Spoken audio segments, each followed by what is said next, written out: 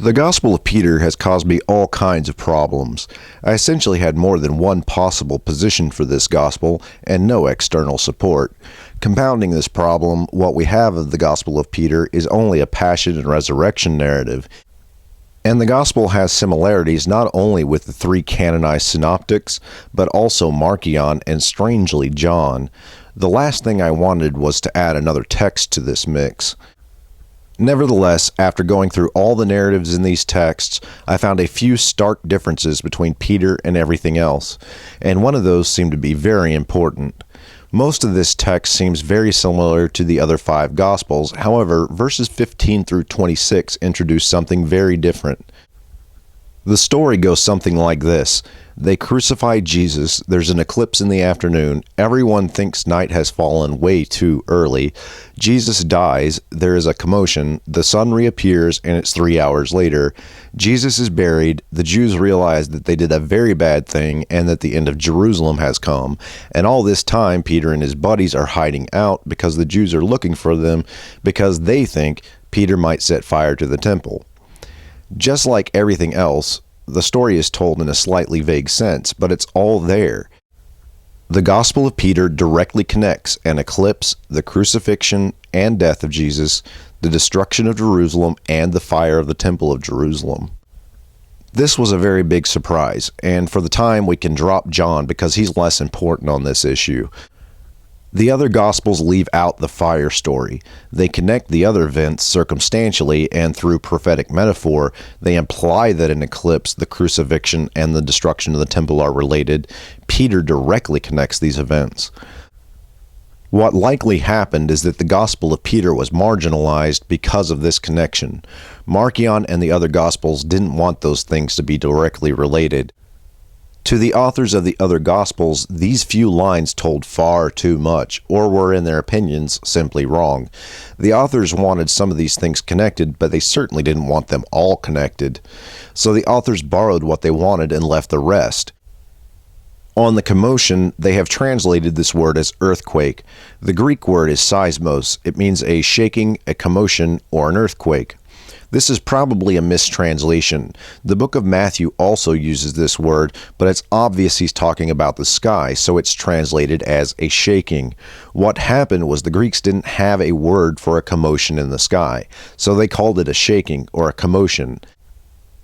Essentially, this is not an earthquake. It's a starquake, a commotion in the sky. And by the time you get to the synoptics, some of them have expanded on the earthquake motif. Some of them have already lost the original meaning. Peter, however, has not lost that meaning. Peter in no way indicates this was an earthquake. One other very strange story in Peter is part of the resurrection story. It goes something like this. These super tall angels come down from heaven and pull a super tall spiritual Jesus out of the grave. They are followed by a ghost cross. Yes, you heard me correctly, a phantom cross. And the phantom cross speaks. There are enough substantial differences between Peter and the other Gospels that it simply cannot follow the Gospels. And Peter leaves out enough of the smaller stories in the other accounts that it can't really be a diatessaron type account. Peter was not an attempt to bring these accounts together for the sake of consistency. Peter was an early account that was flat out rejected. This gospel said too much, and in one specific case, the Gospel of Peter is just too weird for orthodoxy.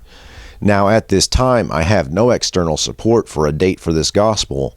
However, the closest account to the other Gospels is Mark.